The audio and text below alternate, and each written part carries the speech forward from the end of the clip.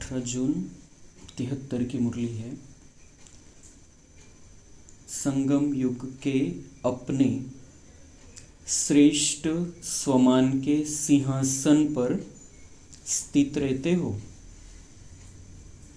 इस समय आप विश्व रचयिता की डायरेक्ट और पहली रचना, सर्वश्रेष्ठ रचना और रचयिता के बालक सो मालिक हो।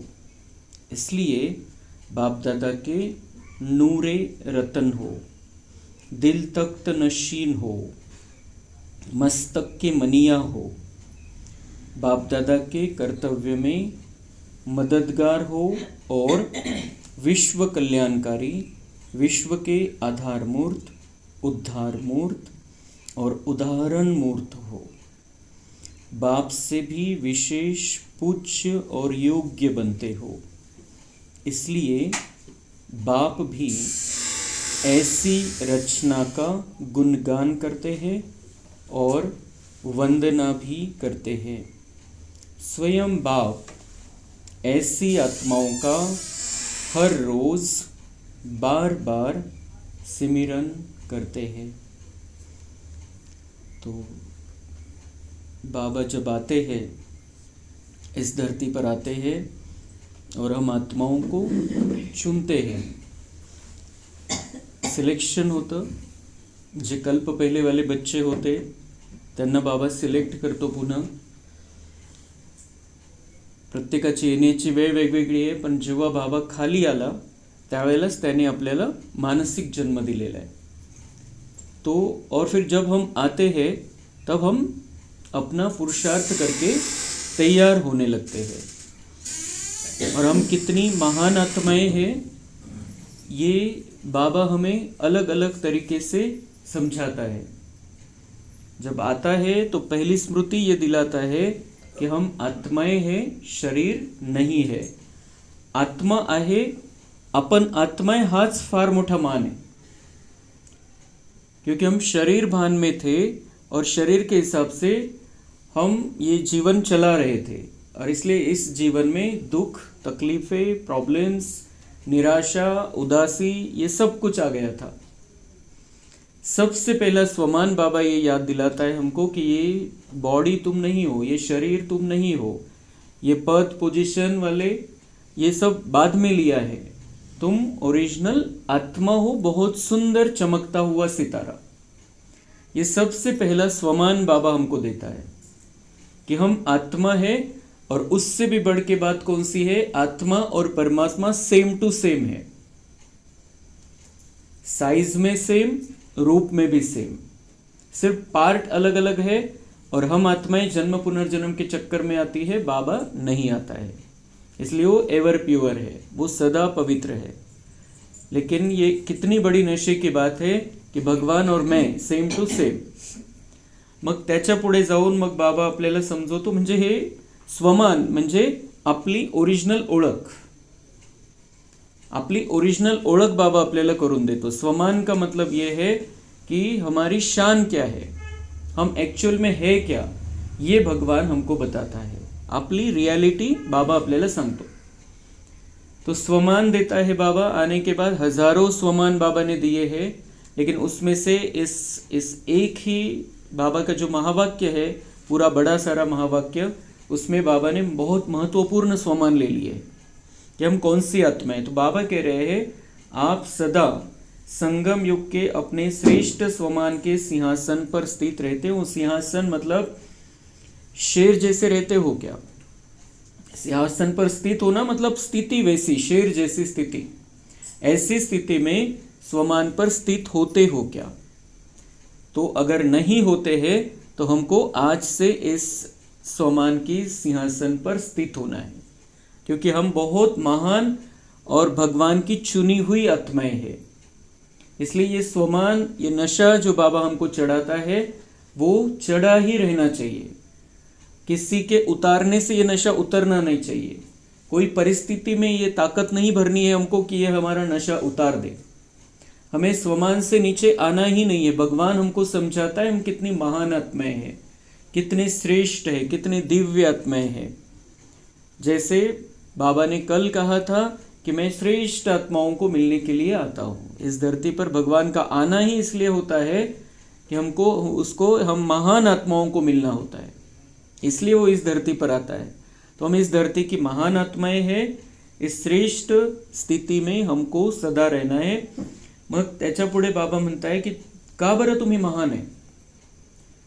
इस समय आप विश्व रचयिता की डायरेक्ट और पहली रचना, सर्वश्रेष्ठ रचना। हम कौन है? विश्व रचयिता जो है उसकी डायरेक्ट और पहिली रचना आहे। असं नाही की ब्रह्मा बाबांना रचलं, दादींना रचलं, ते मोठे मोठ्यांना तयार केलं, असं नाही। आपला सगळ्यांचा प्रत्येकाचा हा पहिलाच जन्म आहे, म्हणजे संगमयुगामधला जन्म आहे जो बाबांच्या द्वारे झालेला आहे आणि त्यामुळे बाबांचीच रचना आहे आपण। असं नाही की ते वरिष्ठ, ते मोठे मोठे ज्यांना 50 वर्ष झाले तेच बाबांची रचना है। हम हर एक आत्मा जो बाबा का बच्चा बनती है, बाबा उनको रच रहा है, बाबा नया बना रहा है हमको। हम पुराने हो गए थे, पुरानी दुनिया की पुरानी आत्माएं हो गई थी, बाबा हमको फिर से नया बना रहा है। तो हम ईश्वर की डायरेक्ट रचना है। बाकी सभी आत्माएं जो बाद में आएंगे, जो त्रेता में आएंगे, जो द्वापर में आएंगे, वो बाबा की रचना नहीं है। बाबा हमको जो उसका सुनते हैं, जो उसके कहने पर चलते हैं, उनको बाबा तैयार कर देता है। तो हमें ये नशा होना चाहिए कि स्वयं भगवान मुझे बैठकर तैयार कर रहा है, रच रहा है, मुझे सजा रहा है, ज्ञान गुण शक्तियों से सजा रहा है, और मेरा पार्ट निखरता जा रहा है। मेरा पार्ट, संगम युग का पार्ट भी अभी दिव्य बनता जा रहा है रोज, और सतयुग में मेरा श्रेष्ठ पार्ट होगा। तो सबसे पहला श्रेष्ठ स्वमान की याद बाबा दिलाते हैं, जो आत्मा परमात्मा के बाद, कि आप ईश्वर की डायरेक्ट रचना हो, रचयिता की डायरेक्ट और पहली रचना। और कैसी है? डायरेक्ट और पहली रचना है, और साथ में क्या है? सर्वश्रेष्ठ रचना। आपण सर्वश्रेष्ठ आहे, बाबा जे तयार करतोय त्याच्यामध्ये आपण सर्वश्रेष्ठ रचना आहे। कारण बाकीची तो संख्या 33 कोटी भरपूर होऊन जाणार है, लेकिन बाबा को चांस थोड़ी है उनको तैयार करने का, क्योंकि वो बाबा के पास आते ही नहीं है। तो हम रचना तो है ही बाबा की, लेकिन साथ में उसमें भी सर्वश्रेष्ठ रचना है, जो बाबा के सच्चे बच्चे हैं, डायरेक्ट बच्चे हैं, जो सपूत बच्चे हैं, वो सर्वश्रेष्ठ रचना। और हमें नशा होना चाहिए कि हम बाबा के पास रोज आते हैं, तो बाबा की हम सर्वश्रेष्ठ रचना है। और उसके आगे, रचयिता के बालक सो मालिक हो, उसके बालक बन गए तो उसने हमको मालिक बना दिया, और इसलिए वो मालिकों को सलाम करता है रोज। और इसलिए फिर और आगे, मतलब ये स्वमानों की माला पहनाता जा रहा है बाबा हमको। म्हणजे किती एखाद्याने एखाद्याची किती प्रशंसा करायला पाहिजे, याला पण लिमिटच नहीं है बाबांकडे। इतनी तारीफ कर रहा है। सिर्फ हमें अब चेक करना है कि बाबा जो मेरी इतनी तारीफ कर रहा है, मुझे भी साबित करके बताना है कि मैं उस तारीफ के काबिल हूं। आगे बाबा कह रहा है, बाप दादा के नूरे रतन हो, बालक सो मालिक हो, इसलिए बाप दादा के नूरे रतन हो। नूरे रतन मतलब जैसे हम बाबा की आंखों में हैं, जैसे हम उसके नजरों में हैं, नूरे रतन। और दिल तख्त नशीन, बाबा की दिल में है हम। भगवान कह रहा है, आप मेरे दिल में हो, मेरी आंखों में समाये हुए। कोई किसी से प्यार करता है तो वो कहता है मेरी आंखों में समा गया है वो, तो उसके सिवाय मुझे कुछ दिखता ही नहीं। तो ऐसे ही बाबा की आंखों में हम समा गए हैं, और दिल तख्त नशीन है। तो उसके लिए उतना हमारा लेवल होना चाहिए, पुरुषार्थ होना चाहिए उस तरीके का कि जैसे बाबा के दिल में हम बैठ जाए, बाबा की आंखों में हम समा जाए। तो उसके लिए हमको लाइट होना पड़ेगा, हल्का होना पड़ेगा। मस्तक की मनिया हो, मस्तक की मनिया। हमारी जो स्वरूप है हमारा, हम कौन है? मस्तक मनिया है। हम मस्तक में मनिया है, हम आत्माएं मस्तक मनिया है। तो मतलब हम बहुत चमकदार है, बहुत सुंदर है। ये जो शरीर है, जो सारा हड्डी मांस का पुतला है, वो हम नहीं है, हम मस्तक मनिया है। और क्या, बाप दादा के कर्तव्य में मददगार हो, बाप दादा के कर्तव्य में मददगार। भगवान जब इस धरती पर आता है और अपना कार्य करता है विश्व परिवर्तन का, उस कार्य में हम मददगार हैं। कितना बड़ा स्वमान है। भगवान भी हमारी मदद लेता है। कोई साधारण मनुष्य हमारी मदद ले और हमारी मदद से उसको कुछ फायदा हो जाए तो हमको भी नशा चढ़ता है कि मैं मदद के लिए। और अभी यहाँ पर तो भगवान खुद, जो सर्वशक्तिवान, जो इस कण कण का मालिक है, संपूर्ण विश्व का मालिक है, ऐसा भगवान हमको कह रहा है कि तुम मेरे मददगार हो, तुम्हारी मदद से मुझे ये विश्व कल्याण का कार्य करना है। कर अकेला सकता है ऐसा हमारा बाबा है, वो अकेला कर सकता है। लेकिन बाबा कहता है मैं अकेला अगर करूं तो फिर सारी प्राप्तियां मुझे हो जाएगी कर्म के सिद्धांत के अनुसार। बाबांनी सगळं केलं तर बाबांना सगळं मिळेल आणि बाबांना तर इथलं काहीच नको आहे, तो फिर किसको दे? फिर वो लायक बच्चों को देता है, पात्र बच्चों को देता है, जो इस दुनिया को संभाल सके। फिर बाबा नहीं रहेगा, कोई धर्म नहीं रहेंगे, कोई शास्त्र नहीं रहेंगे, कोई मंदिर नहीं रहेंगे, कोई पंडित साधु नहीं रहेंगे, फिर हम बच्चे इस दुनिया को संभालेंगे। और ऐसा संभालेंगे जो कलयुग के अंत तक भी लोग हमारी पूजा करते रहेंगे। इतना हम इस दुनिया का कल्याण तो करते हैं संगम में, लेकिन सत्युग त्रेता में संभालने वाली आत्माएं हैं। तो मददगार है। फिर आगे बाबा कह रहा है विश्व कल्याणकारी हो, भगवान के मददगार और फिर विश्व कल्याणकारी। विश्व की हर आत्मा का, कोने कोने का, 5 तत्वों का, जीव जंतुओं, पशुओं, पक्षियों का, सबका कल्याण करने का नशा हमको होना चाहिए और जिम्मेदारी का एहसास भी होना चाहिए। खुशी भी रहनी चाहिए, साथ में जिम्मेदारी का एहसास भी होना चाहिए कि कितना बड़ा पार्ट है हमारा। बाबा ये पार्ट दुनिया में जो बड़े बड़े बैठे, पद पोजीशन, पैसे वाले या फिर कोई बड़े बड़े पदों पर बैठे, ऊंची लेवल पर बैठे, उनके द्वारा नहीं कराना है बाबा को ये कार्य। उनकी तो सहयोग हम लेते हैं, लेकिन बाबा अब गरीब निवास है, जो साधारण बच्चे हैं, उनको बाबा ये विश्व कल्याण का कार्य सौंपता है, उनके द्वारा ये विश्व कल्याण का कार्य करता है। तो हमें भी ये स्वमान रहना चाहिए, मैं विश्व कल्याणकारी आत्मा हूं। और आगे विश्व के आधार मूर्त, विश्व हम पर आधारित है और संगम युग में हम इस विश्व को आधार देते हैं, इस विश्व को आधार देते हैं। ये विश्व ऑक्सीजन पर है, लास्ट स्टेज पर है, विकारों का आग लगी हुई है, विकारों के तूफान आते हैं, यहाँ पर बहुत कुछ हो रहा है। लेकिन हम जो बाबा की आर्मी है, बाबा के सैनिक है, हम इस दुनिया को आधार दे रहे अपने पवित्र वाइब्रेशन से। और कितने भाई बहन हैं दुनिया में जो योग करते हैं, जो ज्ञान सुनते हैं? 15 लाख भाई बहनों के वाइब्रेशन है इस दुनिया में, नहीं तो और भी बहुत खराब हालत हो जाती थी दुनिया की।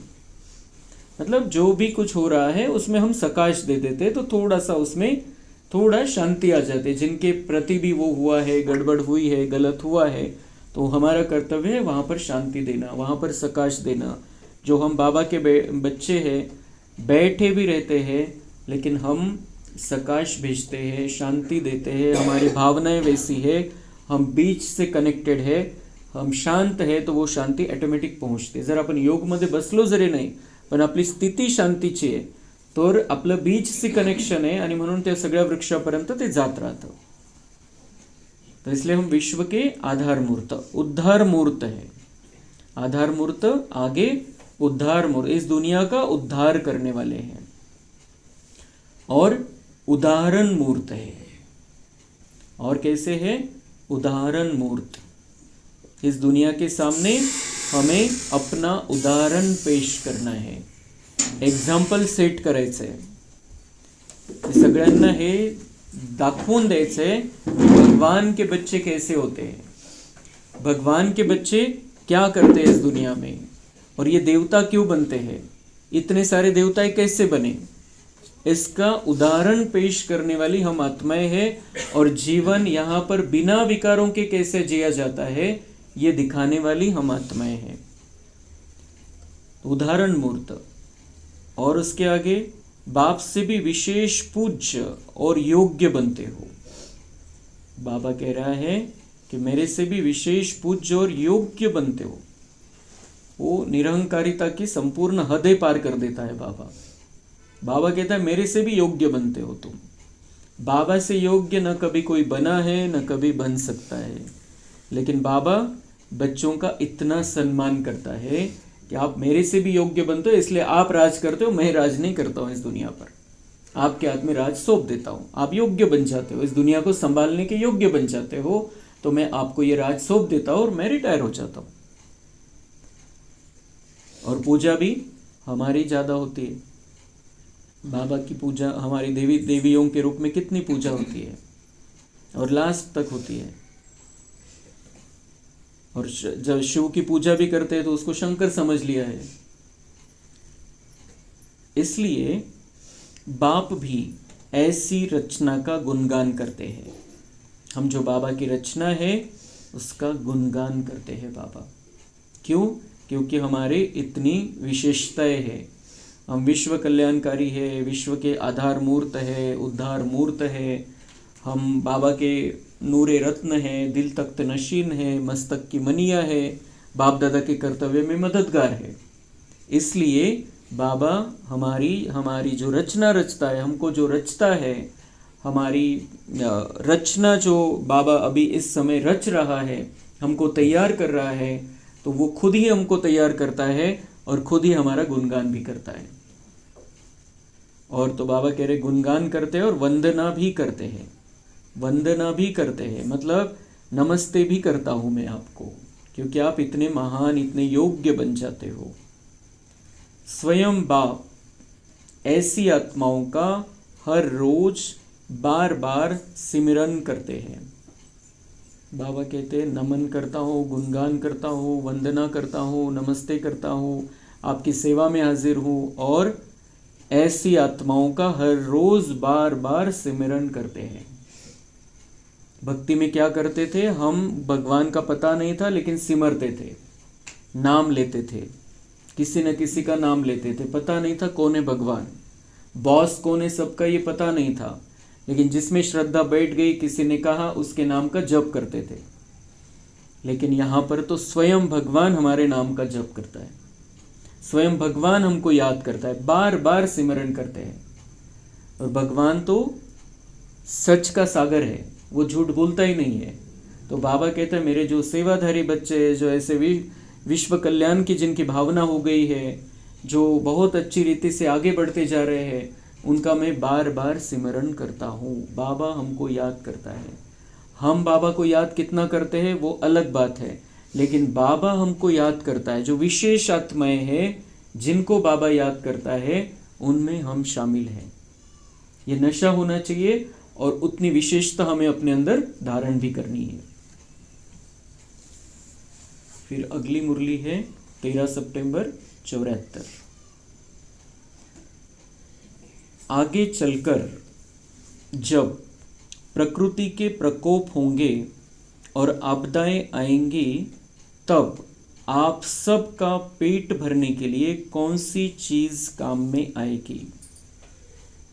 बहुत सारे बाबा ने पहले से इशारे देकर रखे हैं क्या क्या होने वाला है आगे चलकर। और आणि आपण आत्ता बघतोय की कशा प्रकारची हालत आहे, कशा प्रकारे। आता त्यावेळेला ते एवढं नव्हतं, त्यावेळेला वर्षातून एखादं वादळ, एखादं भूकंप किंवा 2-5 वादळ येत असतील, पण इतकं मोठ्या प्रमाणात असं काही होत नव्हतं। आता वादळ पण आहे, भूकंप पण आहे, आगी पण लागत आहे, समुद्राचा पण चालू है, क्या क्या होता रहता है इस दुनिया में। और बाबा ने ये पहले से ही इशारा देकर रखा था, हम वो समय अभी आज देख रहे हैं। ये 74 की मुरली है। उस समय बाबा ने कहा था आगे चलकर जब प्रकृति के प्रकोप होंगे और आपदाएं आएंगी, तब आप सबका पेट भरने के लिए कौन सी चीज काम में आएंगी। तब तो शांति की और सुख की ही भूख होगी। बाबा कह रहे त्यावेळेला जसं काही खूप परेशान असतो की त्यावेळेला सगळं तहान भूक विसरून जाते, काही खावंसं वाटत नहीं, काही प्यावंसं वाटत नहीं। तो उस रीति से बाबा कह रहे उस समय आपको क्या चाहिए होगा? प्राकृतिक आपदाओं के समय सुख चाहिए होगा, शांति चाहिए होगी। तो वो अगर चाहिए होगी उस समय, तो बाबा कह रहे जमा कर लो अभी से।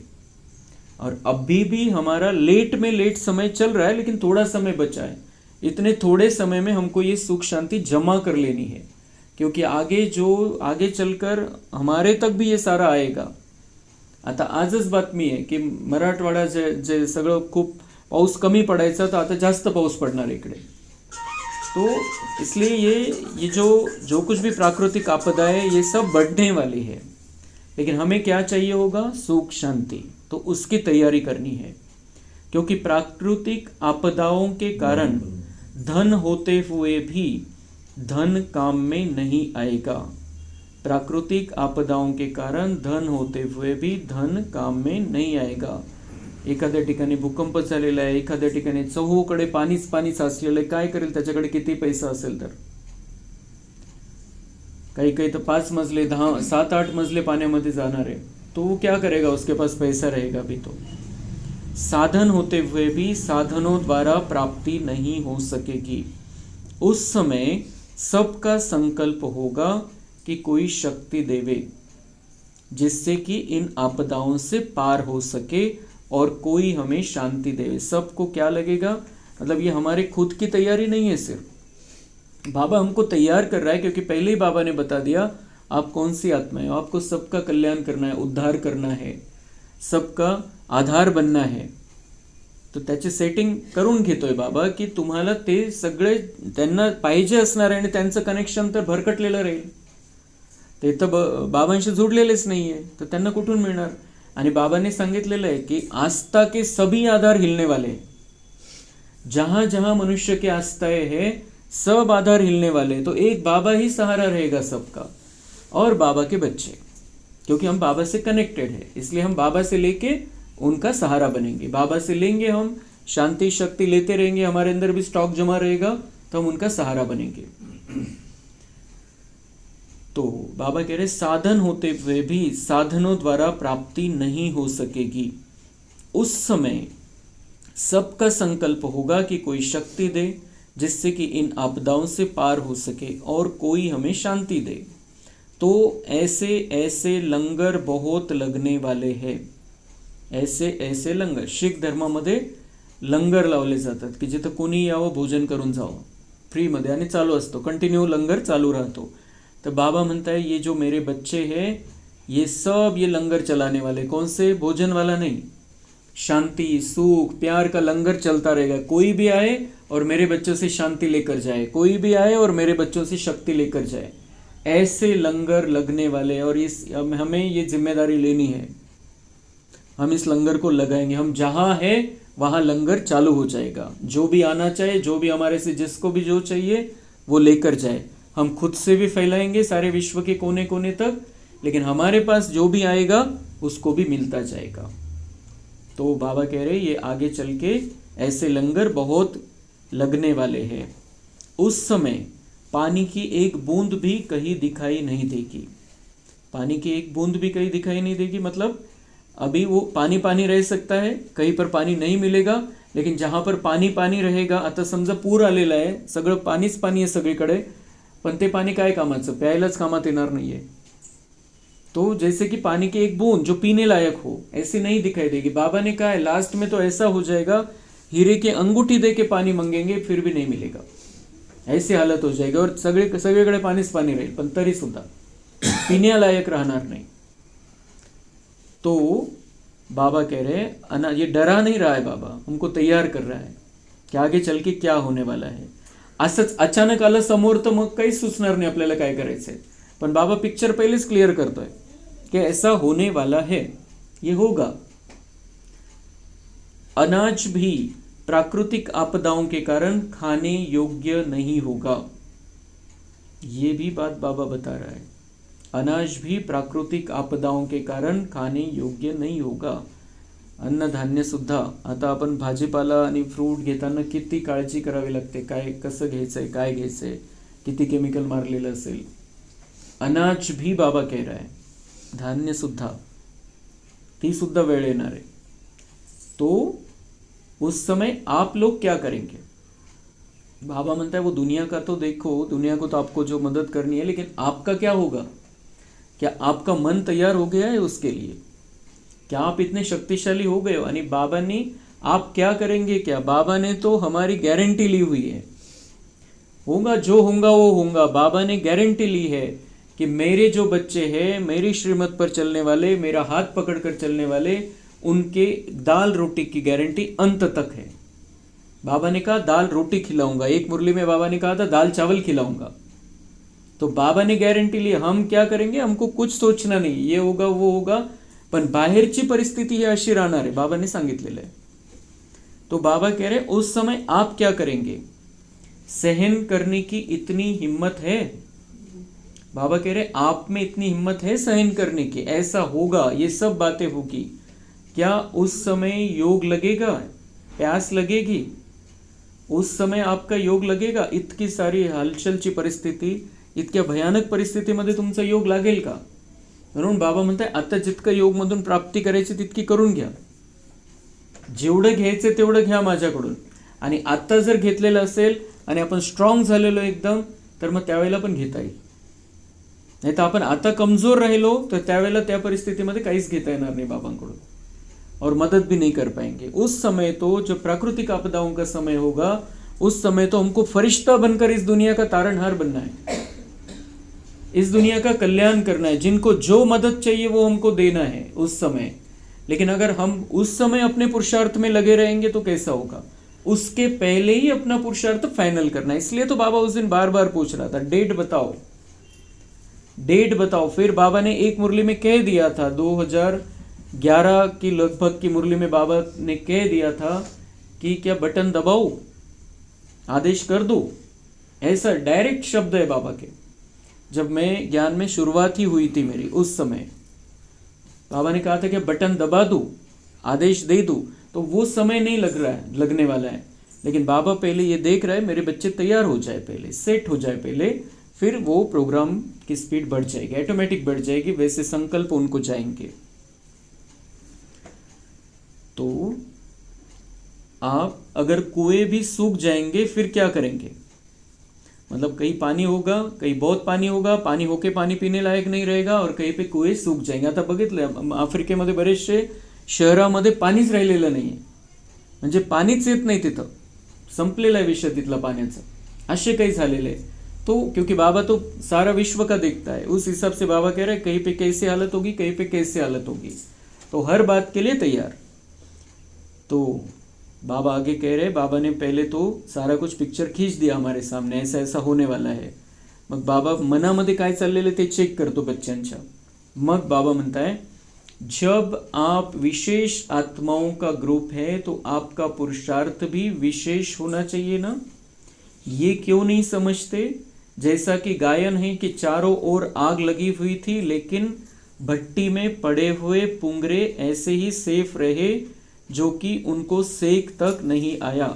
बाबा म्हणताय मी जेव्हा हे तुमच्या समोर सगळं सांगतोय, असं असं होणार आहे, तसं तसं होणार आहे, तुमचं मनातलं अजून मजबूत व्हायला पाहिजे. जो होगा वो होगा, हमारे साथ में तो बाबा है और बाबा ने हमारी गारंटी ली हुई है, और हम अपने आप को तब तक बहुत अच्छी तरह से सेट कर लेंगे. ये बिल्कुल गॅरंटी होनी चाहिए हमारे मन में. तर बाबा म्हणताय तुम्ही असं असं का बरं मनामध्ये आणत नाही. तुम्ही विशेष आहे, विशेष पुरुषार्थ तुम्हाला करायचा है, विशेष पुरुषार्थी बच्चे. और इसीलिए हमें अपने आप को भी समझना. बाबा सिर्फ बड़ों बड़ों से बात नहीं करता है, हम भी अगर हम दोनों टाइम अगर बाबा के क्लास में आ रहे हैं तो हम विशेष ही है. बिल्कुल पक्का ठेवायचं है अपन. ऐसे सब सेंटर पर भी 2 टाइम कोई जाता नहीं है.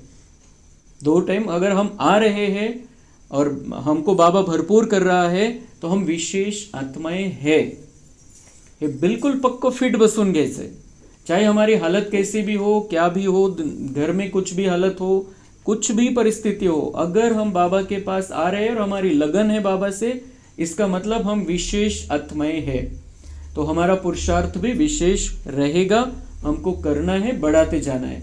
बाबांनी उदाहरण दिलं भक्ती मार्गामध्ये ते जे कहाणी सांगितली जाते की एक मांजरीचे पिल्लं, वो बिल्ली के पुंगरे की कहाणी, पुंगरे मतलब बच्चे, मांजरीची पिल्लं, आणि तिने त्या मांजरीने खूप प्रेम होतं त्या पिल्लांवरती, तिने सुरक्षित राहावे म्हणून ते वीट भट्टीच्या तिथे ठेवलं, अशी काहीतरी ती कहाणी आहे. भट्टीला पूर्ण आग लागलेली असताना त्या बच्चांना काहीच झालं नाही, वो सुरक्षित रहे, क्योंकि माँ का इतना प्यार था, उस प्यार ने उनको बचा लिया. तो ऐसे ही बाबा कह रहे, चारों तरफ आग लगी हुई होंगी, लेकिन मेरा आपसे इतना प्यार है, आपका मुझसे इतना प्यार है, आप सुरक्षित रहेंगे. ये भगवान के महावाक्य है, भगवान की गारंटी है. और ये गारंटी बाबा ने अलग अलग शब्दों में अलग अलग बार दी है. अगर हम बाबा से अंत तक जुड़े रहेंगे तो बाबा हमको फूलों जैसा रखेगा. बाबा हमारे को ऐसा बहलाएगा, उस समय ऐसी साक्षात्कार की अवस्था में रखेगा. बाबा ने कहा कब विनाश आया आपको पता भी नहीं चलेगा. ये सारी बातें बताइए, लेकिन बाहर जो सेवा करनी है हमको, इसके लिए बाबा तैयार करता है. कारण आपण डोळ्यांनी ते बघितलं, समोर भूकंप झालेला आहे, भयानक भयानक मारकाट चाललेली आहे, ते बघितलं तर त्यावेळेला आपण हलचलमध्ये येऊ नये म्हणून बाबा आपल्याला पहिलेच सांगतोय की असं असं होणार है. नहीं तो हम देखते किसी का ऑपरेशन भी किसी को सहन नहीं होता है, उसका हार्ट फेल हो जाता है, अचानक कोणाला बघितलं मोह खूप असेल तर. इसलिए भाई ये सारी सृष्टि का बहुत बड़ा ऑपरेशन होने वाला है, और इसलिए बाबा हमको पहले से ही तैयार करता है. हम सुरक्षित रहेंगे ये गॅरंटी आहे. आणि समजा त्यावेळेला आपला पार्ट असेल शरीर सोडण्याचा, तर आपण तर राहणार आहे. समजा पार्ट असेलच त्यावेळेला, ते त्या परिस्थितीमध्ये आपल्याला शरीर सोडायचं आहे, लेकिन मैं आत्मा ने तो पुरुषार्थ कर लिया, पूरा पुरुषार्थ कर लिया और संपूर्ण होके जा रहा हूं, तो जाने में भी क्या हर्ज है. अभी तो सब ब्राह्मण कहते हैं हमको अभी जल्दी जाना है, जल्दी खत्म हो जाए, जल्दी सतयुग आ जाए. तो उस समय भी हुआ तो क्या होने वाला है.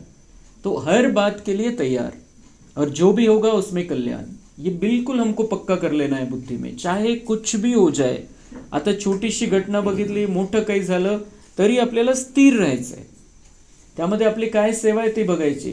आपल्याला काहीही होणार नाहीये त्याच्यामध्ये, हे बिलकुल पक्क ठेवायचं. आणि झालं तरी ड्राम्यामध्ये तसा होतं सीन, बस तेवढं समजून स्थिर राहायचंय.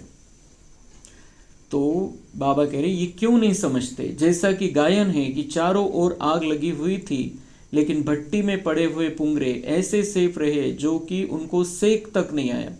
म्हणजे त्यांना काही झालंच नाही, काहीच झालं नाही, म्हणजे ते आग तर त्यांच्यापर्यंत पोहोचलीच नाही, पण शेक पण नाही आला. ही कहानी भक्ति मार्ग, ये किसकी कहानी है, हम बच्चों की कहानी है. उन्होंने वो जोड़ दी है, असं काही झालेलं नाहीये, पण ती कहानी तयार केलेली आहे. क्यों, क्योंकि हम बच्चों को बाबा सुरक्षित रखता है विनाश के समय में. तो आप इस निश्चय से क्यों नहीं कहते, बाबा म्हणता इस निश्चय से क्यों नहीं कहते कि बाबा आप संभाल लोगे हमको और हम भी संभल के रहेंगे, हम भी स्थिर रहेंगे. बाबा कहते इस निश्चय से क्यों नहीं कहते हो. तो बाबा ने चेक कर लिया, जब बाबा ने सारा पिक्चर खींचा तब चेक कर लिया कि अंदर अभी इतकं भयानक होणार आहे, असं होणार आहे, तसं, असे संकल्प आपले चालले की आपल्याला माहिती आहे बाबा आपल्याला सुरक्षित ठेवणार आहे. ये हर एक का अपना अपना है, अंदर क्या चला होगा उस समय. लेकिन बाबा कह रहा है कि मैं और आप साथ साथ है, अंत तक हमको साथ में घर वापस जाना है. अगर योग युक्त है तो भले नजदीक वाले स्थान पर नुकसान भी होगा, पानी आ जाएगा, लेकिन बाप द्वारा बने हुए जो निमित्त स्थान है वह सेफ रह जाएंगे. कितनी बड़ी बात बाबा कह रहा है. आणि याचं उदाहरण आपण बघितलेले, डायरेक्ट व्हिडिओ आलेले. नेपाळमध्ये काय झालं, श्रीलंकेमध्ये काय झालं, बाबांच्या सेंटरला काहीच नाही झालं, चारीकडे आग लागलेली होती आणि बाबांचं सेंटर आणि त्याच्यावरचा झेंडा शानमध्ये फडकत होता, त्याचा व्हिडिओ आलेला आहे. चारों तरफ आजूबाजूच्या बिल्डिंग मध्ये आग आहे आणि बाबांचं सेंटर सुरक्षित. बऱ्याच ठिकाणी जिथं कुठं जे जे काही झालेलं आहे सगळ्या, आणि तिथपर्यंत जरी आलं पण कोणाला काही झालं नाही. समजा काही ठिकाणी जरी आलं, समजा काही झालेलं असेल, पाणी आलं समजा सेंटरमध्ये, पण कोणालाही काही झालं नाही, नुकसान काहीच झालं नाही. असे खूप उदाहरण आहे. ऐसा नहीं कि वो ऐसे ही चले गए बाबा के बच्चे, लेकिन उसमें भी बाबा ने कहा, एक शब्द जोड़ा है बाबा ने, अगर योग युक्त है तो. अगर हम व्यर्थ में नहीं जाते हैं, अगर हमारे वाइब्रेशन अच्छे हैं, हमारी सबके प्रति शुभ भावना है, वातावरण बहुत अच्छा बनाकर रखा है हमने, तो तो प्रकृति के 5 तत्व भी हमारा कुछ बिगाड़ नहीं सकेंगे, और जो मनुष्य आत्माएं हैं विकारों के वश होकर भी हमारा कुछ बिगाड़ नहीं सकेंगे। बाबा कह रहे हैं जो बाबा के द्वारा निमित्त स्थान बने हुए हैं वो सेफ रहेंगे। और ये निमित्त स्थान तो हमारा है, ये यहाँ पर बना हुआ ये निमित्त स्थान है, सेंटर है, मधुबन है। फिर हमें हमारे घर को भी ऐसा समझना है, ये निमित्त स्थान है बाबा का, ये घर ही बाबा का है, तो वो भी निमित्त स्थान बन जाएगा। असं नाही की जे निमित्त आहे फक्त आपण जिथे संघटनमध्ये एकत्र येतो तेवढंच स्थान निमित्त स्थान है। अपने घर को भी समझना है, ये बाबा का घर है और बाबा का कार्य का निमित्त ये घर है। मैं यहाँ रहता हूँ मतलब ये निमित्त है, इस घर से बाबा का कार्य चल रहा है, क्योंकि ये मेरा ऑफिस है। मैं जिस घर में रहता हूँ मेरा ऑफिस बाबा ने बना कर दिया है और इस घर से मेरी सेवा चल रही है। इतकं आपण त्या लेवलमध्ये आपल्या घराला पण घेऊन यायचं आहे की ये निमित्त स्थान है, बाबा की सेवा का निमित्त स्थान है। तो बाबा कह रहे हैं जो भी निमित्त स्थान रहेगा वो सुरक्षित रहेगा, आसपास हो जाएगा, आजू बाजू में हो जाएगा, लेकिन ये सेफ रह जाएंगे। भगवान के महावाक्य आहे आणि हे महावाक्य आता व्हिडिओ येतात म्हणून ते सत्य सिद्ध झालेले, समोर आलेले आपल्या। ऐसे महारथी विशाल बुद्धि वाले और सर्वशक्तिवान के वरदान प्राप्त करने वाले बच्चे किसी भी स्थान में रहते हैं तो वहाँ शूली से कांटा बन जाता है, अर्थात सेफ रह जाते हैं। फिर बाबा ने आगे बताया, महारथी, विशाल बुद्धि वाले और सर्वशक्तिवान के वरदान प्राप्त करने वाले बच्चे। तो हमको कैसा बनना है? हर एक को महारथी बनना है, विशाल बुद्धि वाला बनना है, हद की बुद्धि निकाल देनी है, सारे विश्व का सोचने वाला बनना है, सारे विश्व का कल्याण करने वाला बनना है, विशाल बुद्धि, त्रिकालदर्शी बनना है, तीनों कालों का हमको ज्ञान है, तीनों लोकों का ज्ञान है। तो ऐसी हमारी विशाल बुद्धि रहनी चाहिए और सर्वशक्तिवान के वरदान प्राप्त करने वाले बच्चे बनना है। सर्वशक्तिवान का वरदान किसे मिलेगा? जो सदा आत्मिक स्थिति में है, जो सदा लाइट है, ऐसों को सर्वशक्तिवान के वरदान प्राप्त होंगे।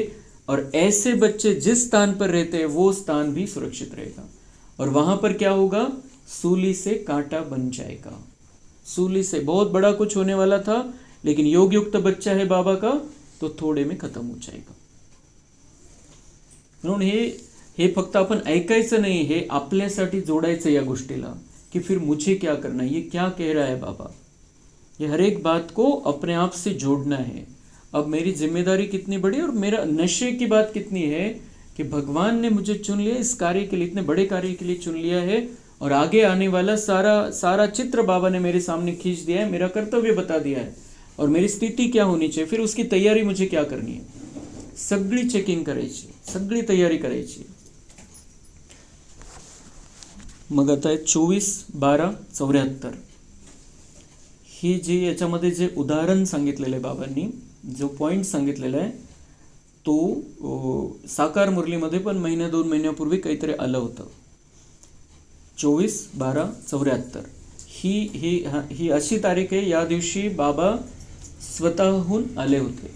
नाही तर प्रोग्राम असतो, कधी बाबांनी यायचंय आणि ठरवलं जातं, बाबांना आमंत्रण दिलं जातं, मग बाबा त्या शरीरामध्ये येतो जर ज्ञान द्यायचं असेल काही मुरली। पण ही जी मुरली चाललेली आहे बाबांची 24/12/74ची, बाबा स्वतःहून आले। आणि कशासाठी आले होते?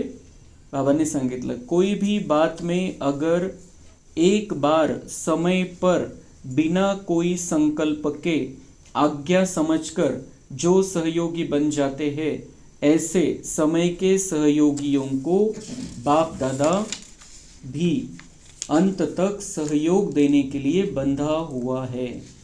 तो हांगकांग से एक परिवार आया था उस समय बाबा के पास, जो राम भाई और सावित्री बहन, युगल और उनका पूरा परिवार उस समय मधुबन में आया था 74 में। और ये जो माता है सावित्री बहन और वो उनके जो राम भाई है, उन्होंने जब यज्ञ में बेगरी पार्ट आ गया, काहीही शिल्लक राहिलं नव्हतं, ते तिकडून इकडे आले, पाकिस्तानमधून इकडे आले, ते 14 वर्ष त्यांनी बाबांनी सांभाळलं सगळ्यांना। मग स्टीमरचा येण्याचा खर्च ते सगळं, मग पैसेच राहिले नाही यज्ञामध्ये। आणि बाबांचं ते प्लॅनिंग होतं की परीक्षा घ्यायची होती, वो कुछ भी हो, लेकिन पैसा नहीं था, दोपहर के खाने के लिए भी पैसा नहीं था।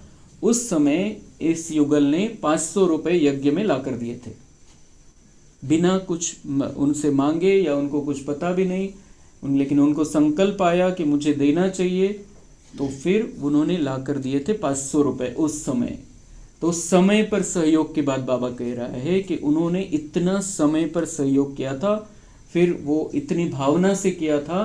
तो ऐसा जो समय पर सहयोग करता है, कोई तन का करता है, कोई मन का करता है, कोई धन का करता है, कोई अपनी विशेषताओं का करता है, कोई अपनी पद पोझिशन का करताय, कोणी ते एखाद्या अधिकारी पदावरती आहे, काहीतरी मदत करतो, यज्ञामध्ये काही करायचं असेल तर कोई कैसी मदत करता है, कोई कैसी मदत करता है, लेकिन जो समय पर मदद करता है, जो अति महत्वपूर्ण रिकॉर्ड के रूप में बाबा के पास रहती है। और बाबा कह रहा है कि ऐसे ये बच्चे हैं और उनको मिलने के लिए मैं खुद आ गया, बिना प्रोग्राम के, बिना आमंत्रण के बाबा आ गया था उस दिन।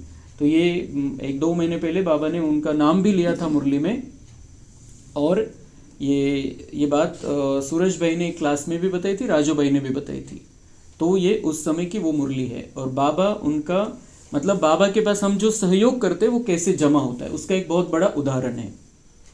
तो कोई भी बात में अगर एक बार समय पर बिना कोई संकल्प के आज्ञा समझकर जो सहयोगी बन जाते हैं, ऐसे समय के सहयोगियों को बाप दादा भी अंत तक सहयोग देने के लिए बंधा हुआ आहे। आणि त्यांचा जो परिवार आहे, सगळे वेगवेगळ्या देशामध्ये त्यांचे मुलं वगैरे सगळे पण, आणि बाबांच्या कार्यामध्ये काही सेंटरचे निमित्त बनले, बऱ्याच ठिकाणी त्यांनी सेंटर उघडलेले विदेशामध्ये, आणि ते पण स्वतः पण त्यांच्या जीवनामध्ये पण भरपूर आहे, सगळं व्यवस्थित चाललेलं आहे। तो क्योंकि बाबा के साथ उनका हिसाब है, और इसलिए बाबा उनको संभालने के लिए बंद जाता है जिन्होंने समय पर सहयोग दिया है। एक बार सहयोग देने का अंत तक सहयोग लेने का अधिकारी बनाता है। एक बार दिल से सहयोग, जब बहुत ज़रूरत थी, बहुत समय पर सहयोग दिया। आता एखाद्या ठिकाणी मोठा प्रोग्राम आहे आणि कोणीतरी अडचण आणली तर एखादा अधिकारी बाबाचा बच्चा असतो, तो फ़ोन करतो आणि काम होऊन जातो। तो वो प्रोग्राम हो गया, बड़ा प्रोग्राम उसने फ़ोन करने की वजह से हुआ, तो उसने वो सहयोग कर दिया। मतलब कोई कैसे करता है, कोई कैसे करता है सहयोग, लेकिन समय पर जो सहयोग करता है उसका बाबा कहते हैं अंत तक, एक बार भी सहयोग कर दिया, अंत तक बाबा बन जाता है उसका सहयोग करने के लिए, क्योंकि भगवान के कार्य में मदद की। एक का 100 गुना मिलने से मेहनत कम, प्राप्ति ज़्यादा होती है, चाहे मन से, चाहे तन से अथवा धन से, कैसे भी। इसलिए हमें भी जब कुछ बात लगे, हमें समझ में आए, हमें तन मन धन से सहयोग करना है, क्योंकि हम बाबा के कार्य में मदद करते हैं। लेकिन समय पर सहयोग दिया तो बाप दादा अंत तक सहयोग देने के लिए बंधा हुआ है। ऐसा अगर कोई ने एक बार भी जीवन में बाप दादा के कार्य में सहयोग दिया है तो अंत तक बाप दादा सहयोगी रहेगा। ये भी एक हिसाब किताब है, समझा। बाबा कहते ये हिसाब किताब भगवान के साथ हो जाता है, भगवान के किताब में तुम्हारा हिसाब रिकॉर्ड हो जाता है अगर आपने समय पर सहयोग दिया है तो। और बाबा को हम बांध लेते हैं, और फिर बाबा हमको जब भी ज़रूरत हो बाबा का सहयोग ऑटोमेटिक मिल जाता है। अच्छा, ओम शांति।